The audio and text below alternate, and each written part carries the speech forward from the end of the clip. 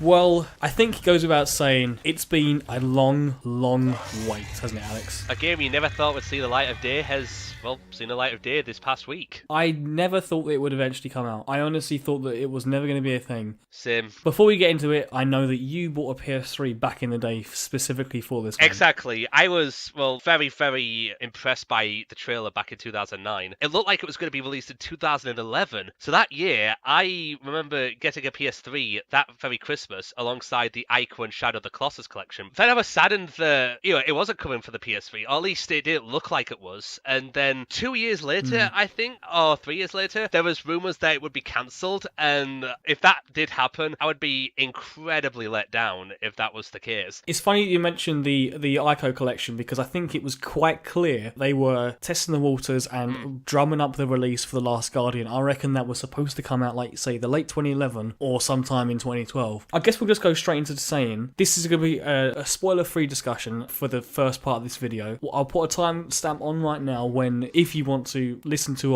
what we think about the end game of it. But for this first part of the video, we're going to keep it spoiler-free. Obviously, we'll let you know we're going to talk about spoilers, so if you don't want to be spoiled, you can jump out of the video and come back to it once you've beaten the game. Yeah. So I guess we'll go straight into, for me, the environments look beautiful. They are stunning to look at. There are moments in that game where you can pan the camera up at Trico and you can look out on the rest of the scenery, and it's just like a painting. It's a work of art. But at the same time, you can go up close to some of the textures and they look dated. You can tell that it's a PS3 game. Well, it goes without saying that the game looks absolutely phenomenal in its art direction. Ueda's touch is still present in The Last Guardian, and when people look at these games and they think of video games as art, The Last Guardian perfectly fits in that regard. Yeah, I'll say it now. I think that Ico is a great game, and I think that Shadow of the Colossus is a fantastic game. I love both those games. Shadow more so, but I really appreciate Ico. I'm not a massive fan of escort missions, which of course Ico pretty much the entire game is an escort mission, so that kind of frustrated me a little bit. The Last Guardian is an escort mission. It's not really because he doesn't rely on you actually rely on him. So it's like a flip of Ico in that sense. But this game, except for a couple of outlets, has been getting 5 out of 5s, 10 out of 10s, or 9 out of 10s, and it's been like, people have been loving this game. I don't think it's that great. I think it's a good game, but a heavily, heavily flawed one. Yes, after playing it myself and in hindsight, I can definitely see where the mixed responses are coming from in that sense. To be honest, I think The Last Guardian, especially in the next several years, I think could be in the category of flawed work of art. One of the biggest criticisms the game has been receiving so far is also reflecting upon its long development, where its controls and camera feel like they've been developed in the PlayStation 3 era, or maybe even the PlayStation 2 era. Recently, I played through Shadow of the Colossus, and I really, really liked that game. I really did. But it had some really fiddly controls, and The Last Guardian also had fiddly controls, especially when climbing on Trico, or when trying to climb onto ledges, or when trying to move the camera about, where it could feel to some like you're trying to fight the camera. See, you mentioned about the climbing. This year also saw the release of Uncharted 4. But that game, its climbing mechanics, they work so well. Some people might say they're a bit like automatic in a sense, and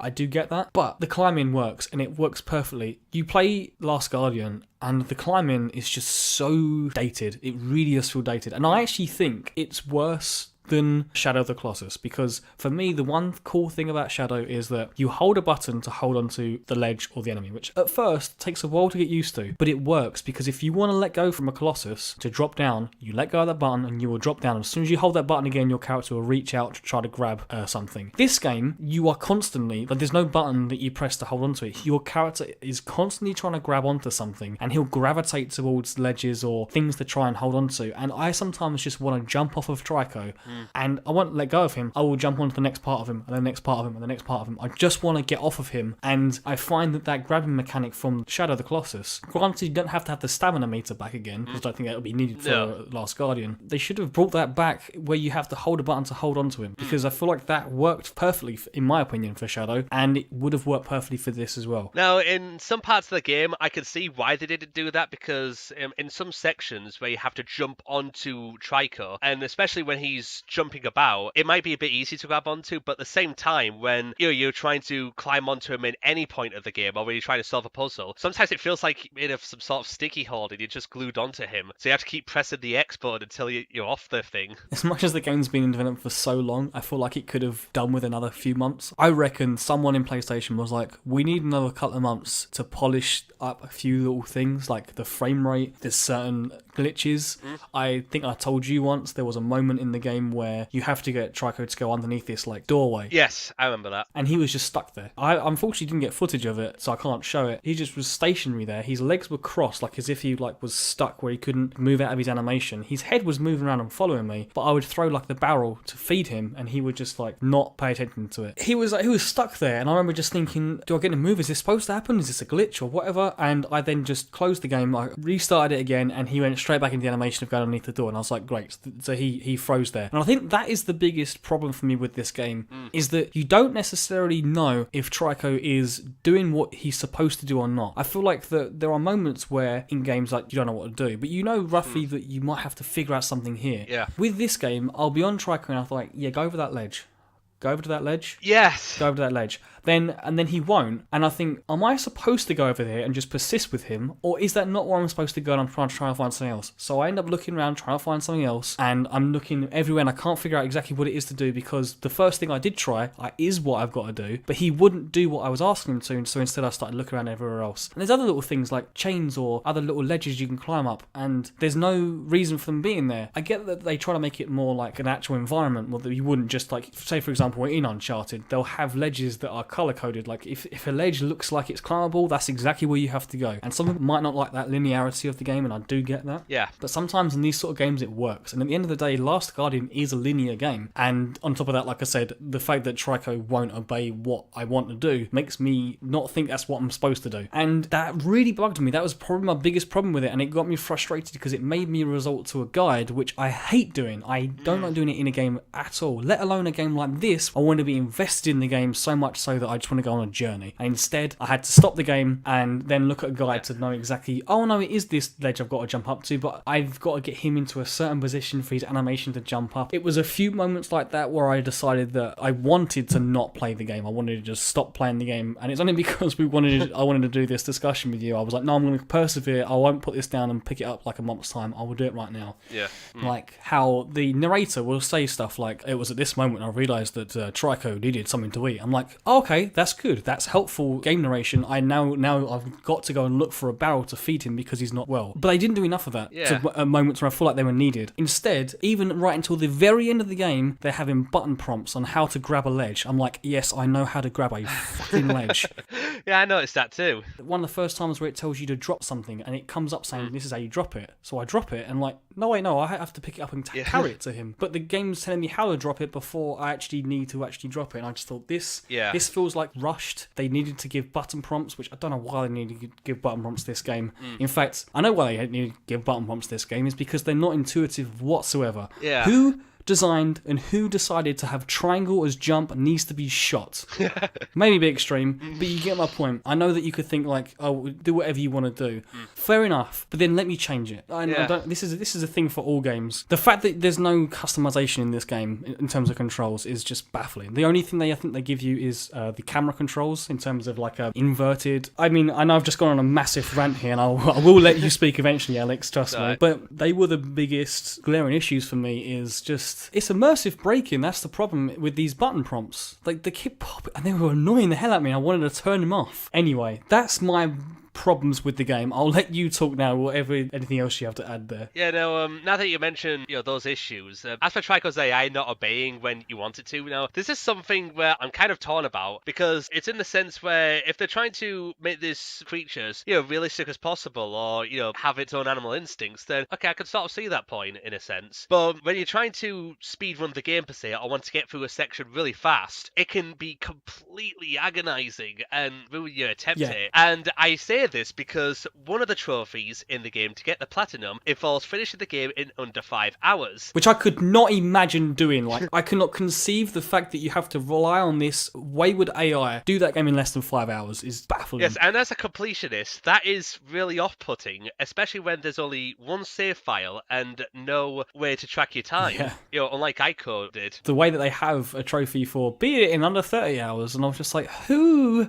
is going to take more than 30 hours to play this game? Yeah. Unless you got that stuck and left the game running for like a day or something. But, Yeah. For Ico, that can sort of make sense because you're in control of, of the boy, and Yoda doesn't, just walk away or disobey you all the time. Yeah, but for this game, this is like an animal you have no control over. It's not like you could drag Yoda there. No, this animal's like massive and it can do whatever it wants. As much as I find him annoying in certain sections, it's more in the game design, not so much in the AI. It's the way that they're not telegraphing you to the player, this is where you need to get Trico to go. And if I know exactly that's where I need to go to get him to go that way, that's fine. If he takes a while to get over there and he's like doing his own little thing, in my opinion, more immersive because he actually feels like a real creature. There's then moments where he acts like an animal, like where he plays in the water and he reacts and like he's apprehensive to jump in the water. Yeah. And all these little moments like that like I think really, really adds to his characteristics. Like when you get attacked, for example, and he's getting spears in him, and I want to stroke him. At the end of I know you're supposed to calm him down, but even like sometimes when he's not aggravated, I go up to him and I just pet his nose. I'm just like, because I actually feel like it's my duty to do that. I'm not told to do that. That's something that's organic, and I really, really need more. I want more of that. Yeah, because there were some points in the game where even though you didn't have to pet him, I did that anyway because, well, his character grew so much on me towards the end of the game that it just felt like my real pet and, my real companion who's journeying alongside me. I recently played the game a second time through because I knew the puzzles off by heart for my first playthrough. This one was a lot quicker. And I noticed that when the parts that I had the issue with when trying to command Trico, some of those parts I got through surprisingly fast because, I knew that if you had to command up, Trico did it. Again, it just shows how the animal really grows on you. Yeah, I do agree. If we did this discussion directly after I finished the game, I would be so much more scathing. Like, because it might sound like I hate this game. I do not hate this game. Yeah. There are loads of elements I love. And I've only really started to appreciate them more playing through a second time because I know where it is I have to go. But there is one other thing that does bother me about this game is the camera. The camera is wayward. I love the fact that you can hold L1 and you like always focus on him. And I did that quite often because I wanted, where is he? I hold L1, oh, he's over there. Yeah. And not only did that give me some really cool dynamic shots, and I was like, that looks pretty cool.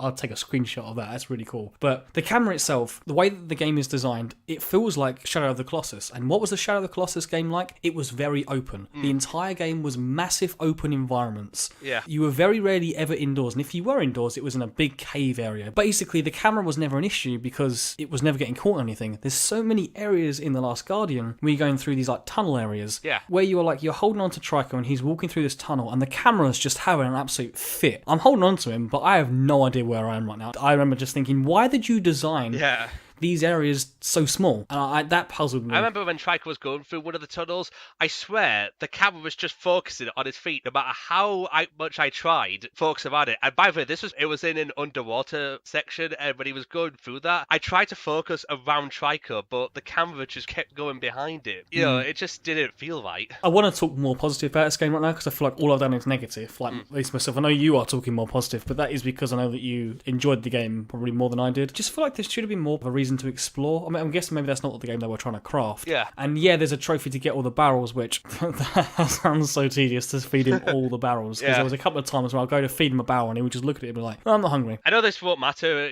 in game. It's just like to the completionist per se. Yeah, exactly. It's a really touching story, and we will go into, like I said, spoilers in a minute. And I think that the story itself and the bonding is great, and I can see why I think it's a great story. Without giving any spoilers away, the story is really profound and so endearing the more you see these two connect with each other. I mean, even though Raiko was a bit too temperamental in his AI at times, on the parts when it was getting hurt by these soldiers, you legitimately felt sorry for it. Yeah, that's a cool thing as well. There's a couple of moments where the guards are coming to trap you. Yeah. And then all of a sudden Trico comes rushing in, and as they capture you, you're like, Trico, please help me, where are you? Then he comes careening in, smashing them. I'll tell you what, it's one of the most satisfying things of him coming in and him just pouring one one of the soldiers off the cliff, and Yes. you see him spinning around doing 50 flips in the air, and you're like, yeah, fuck you. That was awesome. I know, it was amazing, those moments. It also helps that Trico's mannerisms are a lot like, a pet dog. Like, say, every time you pull the spear out of it, it yelps like, a dog would be if it was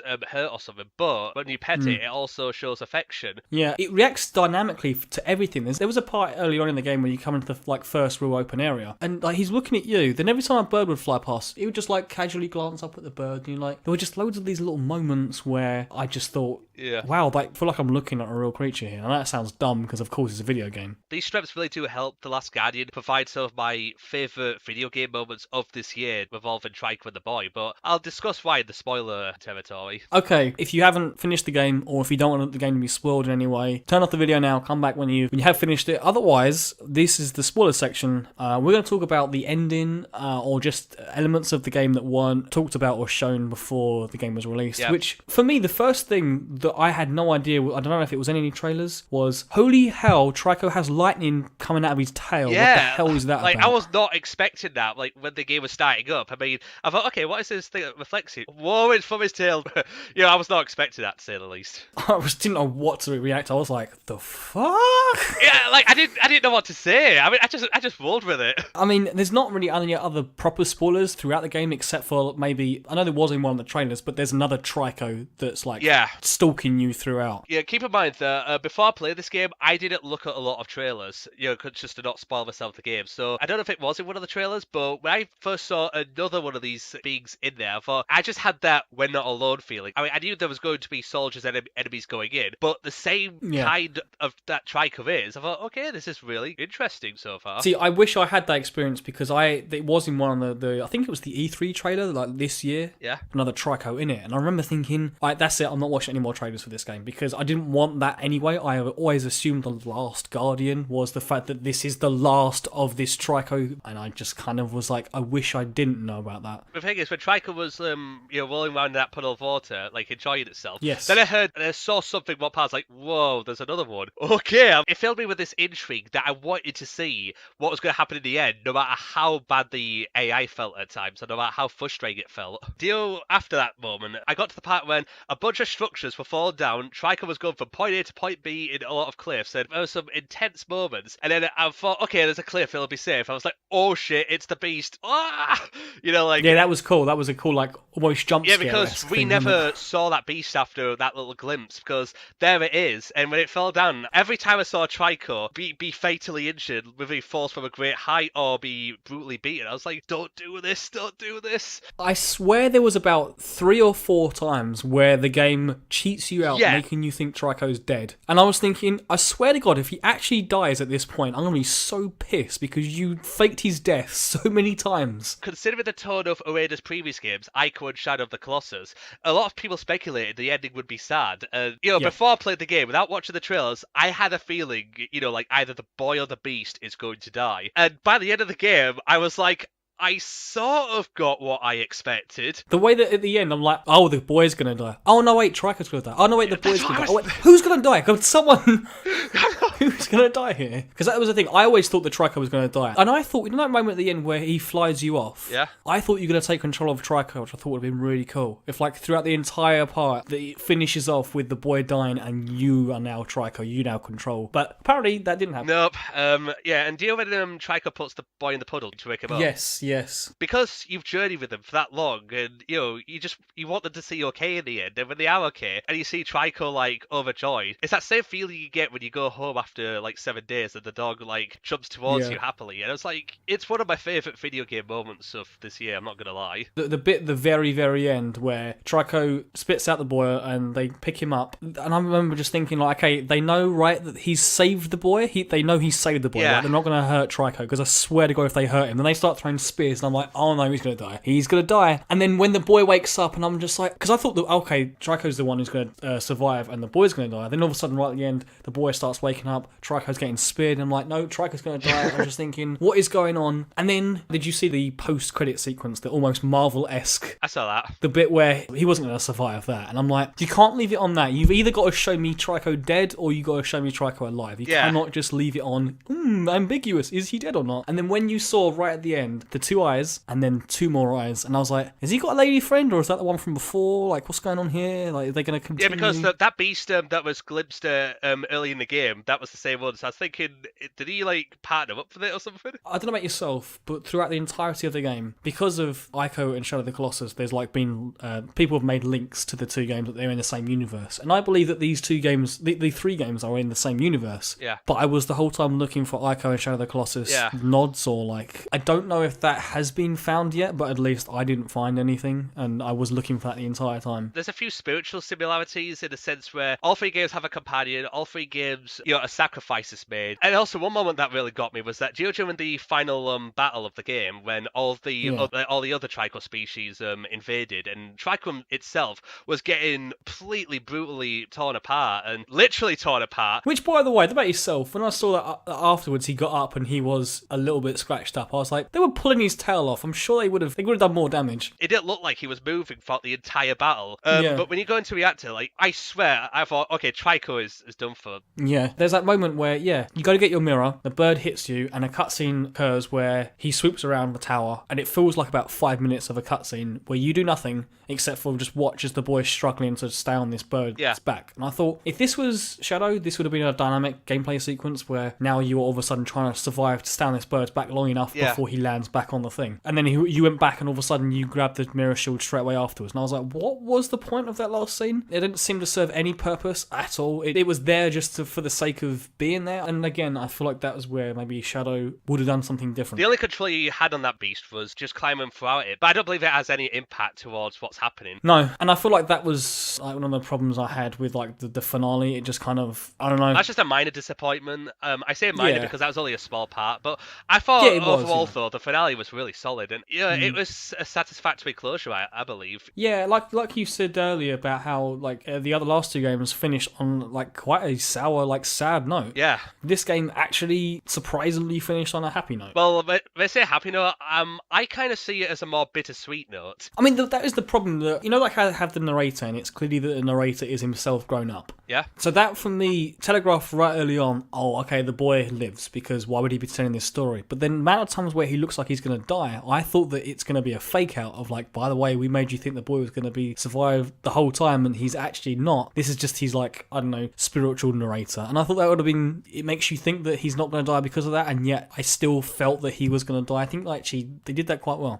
Yeah, playing the game a second time with knowing all this in context, and just I still love watching that ending, and because of how open-ended it is, I quite like it in the sense where it's the kind of game that those who played it, there's something to discuss about. There's some really cool theories to open up about it. Instead of just making everything, this is how we ended it here, this is all the answers given to you, so if you got all the answers, then I don't think we'd be discussing the ending into as much depth as we are now. Well, I think that we'll finish it here. Yep. Thank you for joining me, Alex. For everyone who's watching this, please let us know your thoughts on the ending, or what you thought of the game. Yep. Because I think this is a game that at least for me, I'm going to be thinking about and discussing with people for a while. Even though I didn't necessarily love it anywhere near as much as Shadow, and not as much as Ico. I'm glad I played it. However, I'm not necessarily glad I paid £50 for it. For 10 hours of frustration, maybe. Well, maybe not a whole 10 hours, but you get my point there. I'm glad I played it regardless. This game feels like The Dark Knight Rises to the Batman trilogy. Yeah, I can see where you're coming from in that regard. People always think the second one's better, even though the first one has some great merits and laid the groundwork. Yeah.